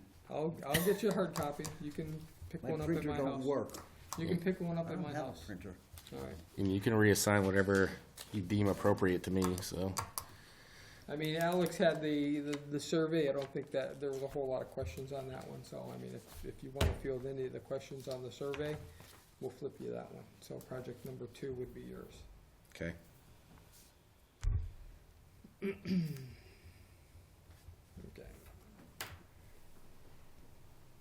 Then the only other question that I have too about the athletic field is, one, there's no cost share, and deferred maintenance. You know, you can't just run these field down without doing any maintenance and then expecting, you know, the community preservation to come in and pick it up and say, oh, hey, we're gonna, you know, oh, there's a source for funding, we're gonna have you, you know, put this thing back together when you've neglected it over the last 10 years. So I think that has happened. And so part of the reason, and Alex, you may want to investigate this a little bit, is no one is taking responsibility for the field. The Yep. DBW is like, we don't own it, and the school's like, we don't own it. So Somebody owns who it. takes care of the field? And that's what we've been trying to figure out is like, me and select parents are like, hey, who maintains this field? Like, everybody's passing the buck on it. So, the school committee seems like they're like, or the school department's like, all right, well, let's see if we can get this thing repaired and then keep it up. Because it wasn't watered all last year. Right. It probably wasn't watered the year before that. They say they're fertilizing it, but I don't think that's accurate. I'm on that field a lot, so I would notice if things are being done, and they're not, so. Yep. With all that being said, I agree, it hasn't had the correct maintenance. So I don't know if you guys did the sprinkler system on that, or the original sprinkler system was built to push out a certain amount of water, right? So they have a permit. I think you did too. Right, we did the sprinkler system. That was built too large, so I don't know all the rules, but the school has a permit to pull a certain amount of water, and they can't pull enough water To run the system. to run the system correctly. So, And like they have to go in and at least change the sprinkler heads. Maybe that's part of this application to lower the gallons per minute so they can water the field correctly. So there's issues involved with this one. Good luck, Alex. Yeah. Yeah. And I want to see it fixed, but there's stuff going on. So Yep. So who should I contact on this? You'll get the contact information when you get the application. well, Yeah, Alex's job is not to come up with the answers. right. Alex is to Alex's ask the job, question. any of our liaison job, is only to be the contact point. The committee has these What questions do you that want the you school then committee in here? have to answer. That's my next thing. We're going to go down our list here. So now that we have our list, we have the projects. Let's go down them and see if we want a representative to come in and talk with us about the project. So the first one is town records. Yes, So that is a yes. So we will try to schedule that for. Okay. Survey of Upper Gulf Road. Do we need Conservation Commission to answer questions on that in person? I don't think so. I don't think so, because that's a done deal, you know, Right. it's, So we've got all the money, we spent all the money on the property, all we're gonna do is just make sure, right, checking our We have bounds and range. lines. That's very Okay, okay. before you go any further, can I just make a comment? I thought, and maybe I'm wrong, that we said that every project that we have that comes before us, we're gonna have somebody come in to discuss it. I realize with this one, it's kind of a no-brainer, but do we wanna make that hard, fast rule or not? I think it's a discretion of the committee more than it is a hard, fast rule. Okay, and I'm okay with that if that's where we are Right. at. if I might interject, if you get Sarah Fortune in here, she can cover, the survey situation, and she can also discuss the Tri-Lakes Aquatic restoration, because she's very knowledgeable on that. she's not the applicant for the Tri-Lakes. Right. It's not her responsibility to make sure that the grant application, all the Right. questions If have She been has answered. a If, lot of okay, general but if information. the people from the Tri-Lakes, if they want to reach out to her and ask her to come to the meeting to help Okay. support and/or answer questions, they can do that. But it's not for us to say, hey, Sarah, you need to be here for the Tri-Lakes meeting also. Okay, So is there no questions for the Upper Gulf Forest Conservation Area? Not really. Okay. I mean, Well, I it's- do have the question of, You'll see it in the minutes. you know, Okay. what happened, so this is only to Oh, about the survey the legal. property. Gotcha. Yeah. What happens if the right? homeowner says, no, that's my land, I'm taking you to court? Well, Isn't then, that a right. matter for town council? Town council and the conservation and enforcement orders. Yep, exactly. The grant application doesn't address it. Okay, that's my only question for that, that is there a plan B if they have a so legal do you issue? want Sarah in here? I'll email her and see I'll just see if she can answer that question over email, and then if that's all right. So we've kind of tabled Wilbur's concern, and Okay, but thing is if we're gonna do that, you know, we kind of have a timeline of getting these things done, and, you know, just to have someone come in, just to make them come in, when we have a timeline to get these, review them, make our recommendations, get our warrants written and everything else by mid-March, do we have enough time to be able to make that happen? Okay, and so I'm That's- fine with that. right. If that's the case, then we don't have the hard, fast rule.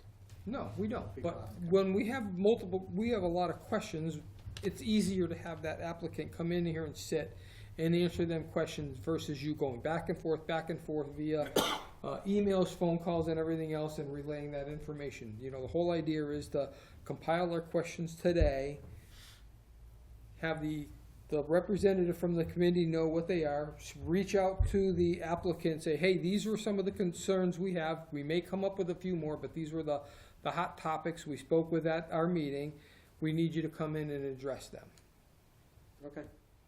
Okay, now we can do the yes, no on the list. Right. So we're saying no on number 2. Yep. correct. Palm Beach, I'd say Yes. yes. Handbells, I would say no.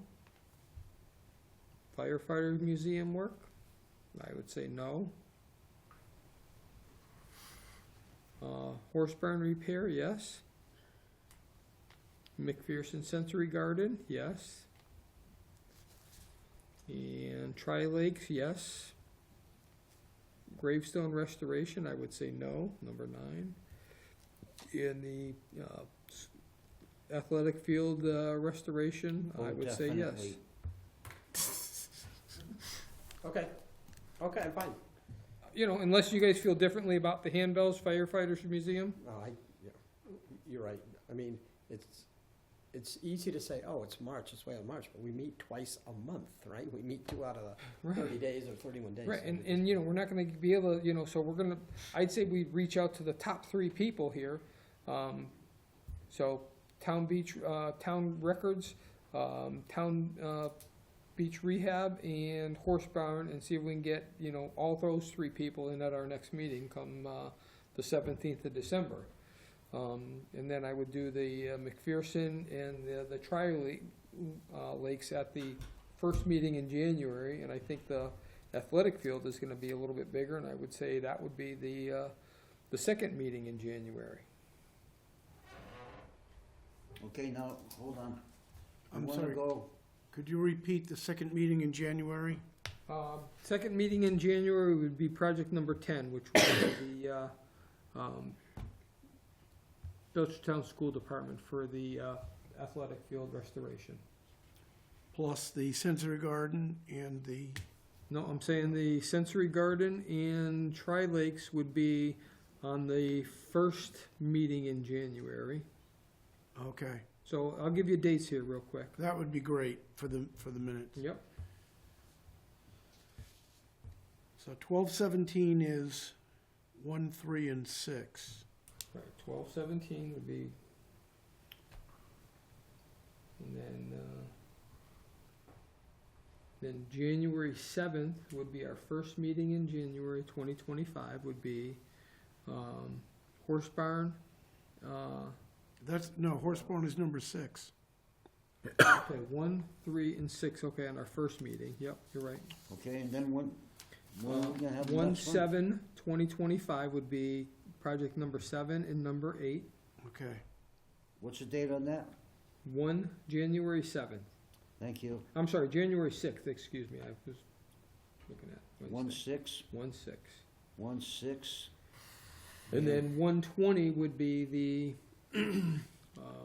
football field. the football field. Plus, I'm still in. Wayfinders had reached out to me and wanted to go. Right, she missed our last meeting. She apologized, wanted to reschedule after the first of the year. So I will try and put her on the June 20th meeting also. So we'll have 2 people. on January that. 20th. January 20th. We probably don't want Stuart to come in, if you want him to come in, before March. Before March. Because when he comes in, that's gonna take up a whole meeting. Right. Yes, either February or March. Probably either the second meeting in February or first meeting in March. Who's that? What about having them after the ATM? Or rather, the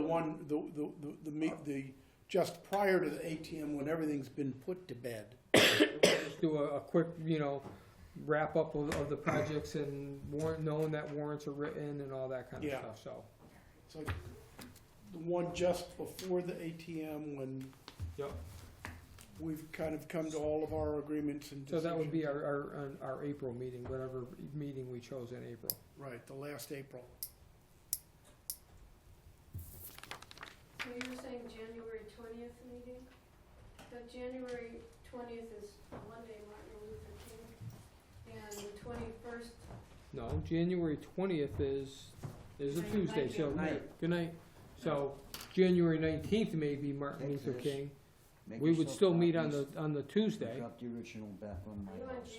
I'm on January. You know what? Are you Okay. on 25? Yeah, so the 19th is Martin Luther King. Oh, I'm in 2026, what am I doing? I'm a whole year ahead of time, so we gotta, let me We want- redo we those, want this to be over. let me do those dates again, guys. All right, so, So then the 21st will probably be the select. so board yes, will- so it is the 7th. It is the 7th and the 21st. Yeah. And then the select board will probably be in this room, cause. And we'll just meet in the auditorium. So the dates are, yeah, I was in 2026, so the 7th and the 21st, and then in February would be February 4th. Man, So if Stuart comes in and he wants to do a presentation, we basically, we have to do it in this room, right? yeah, so we'll do it in, Do in, it in the auditorium? Who's Stuart? I don't remember if they have stuff. Pat, Hmm? Stuart from Boston wants to come in to do a presentation.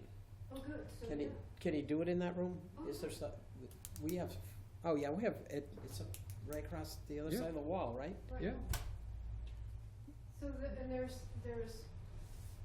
video, and then, and we can get microphones so people what am I can, doing?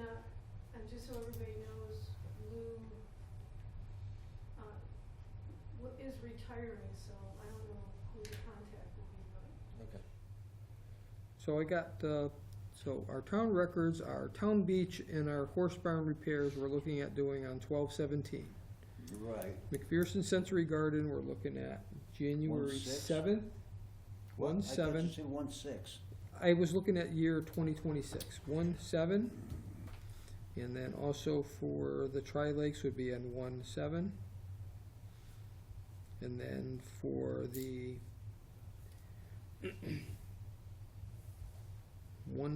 1/21 for the school department athletic field. And you got wayfinders for 1/21? I'm gonna shoot for that date also. Okay. And then, Stu, we're looking for the second meeting of April. Okay. Yep. So that would probably be in this room, we don't know. Right. Okay. What else on our agenda here? I'm sorry, you said April what? The second meeting in April, so that's the Want me to grab Second a calendar for Tuesday. you? No, I got it. third Tuesday of April. Then we're- You own a calendar, I do. okay. Which would be the 15th of April. April 15th.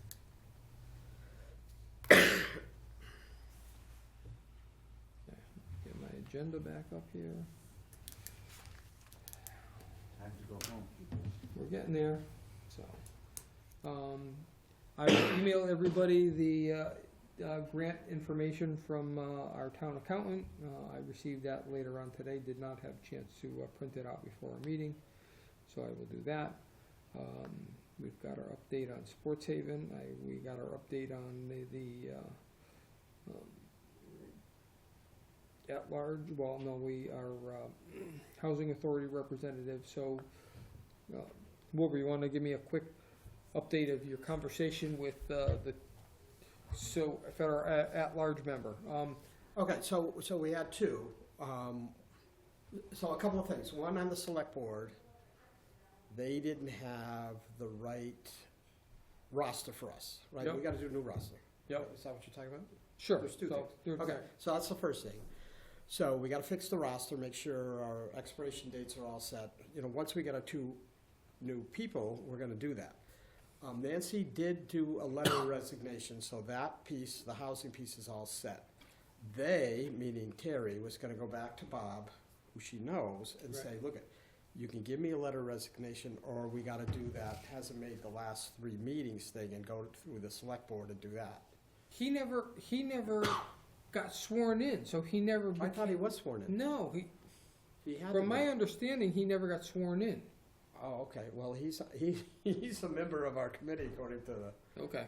select board. So either way, he hasn't been here for the last 3 meetings, so I think we just vote right here tonight, so this way there's not a, wait another delay for another meeting that, we can either verify that he was or was not sworn in, and or, we can vote right now tonight, based on information that, Robert Overholser. Thank you, has not been present for at least the last 3 meetings, if then some, and we want to remove him as our at-large member. So I will make that motion. Do I hear a second on that? Second. Donald, second. Any further discussion? All in favor? Aye. Question, Nancy did submit a She letter did, of she wishing? did, she did. Okay, Not like back a year and a half ago or Right. whatever. no, that's fine. Okay, so that's, those 2 items are addressed. Okay. What else here? While you're on the subject, conflict of interest has to be updated every 2 years. You sent that out to everybody. You just go on the computer for half an hour and Did we do it last year or no? I don't remember. Well, It's not my job to keep track of that. That's for the town clerk to keep track of. Okay. I can ask her. Okay. I have no bills.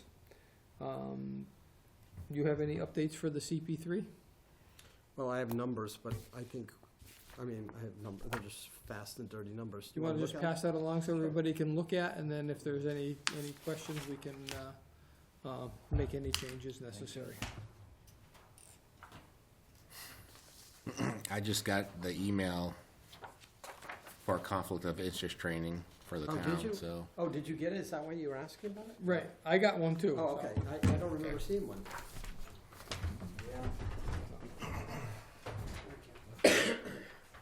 Donnie, can you look to see, did it go to just you, or did it go to a bunch of people? It's all blank carbon copy, so I can't see who else is on there. Do you?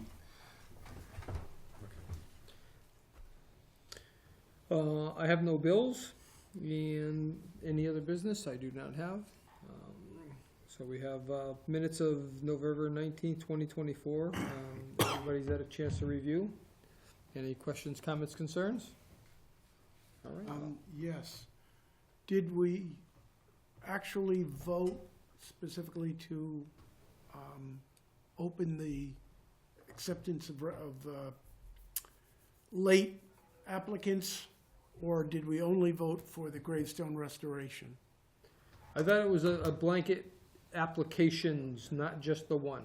And I said I would reach out to Vince on that one. Okay, I'm gonna go back, because I've got it all recorded. I'm gonna Okay. go back and see if I need to amend the minutes to reflect that formal vote, because I don't reference it in the minutes. Okay, If that's the case, I'll send it out as a new draft, okay, and we can re-approve it at the next meeting. yep. So I'm gonna suggest that we do not vote We'll in take no favor action. of, We won't even take Approving any the action minutes. on the minutes then. okay, no, We'll no just hold vote. that till the next meeting. All right. So, I'll reach out to David. Mike, you've got yours, and I have mine for reaching out to the applicant that we want to make them here for our presentation for our 3 projects. Yep. Anything else? Make a motion, we adjourn? Do I hear a second? Second. All in favor? Aye. Thank you and good night. Wilbur, I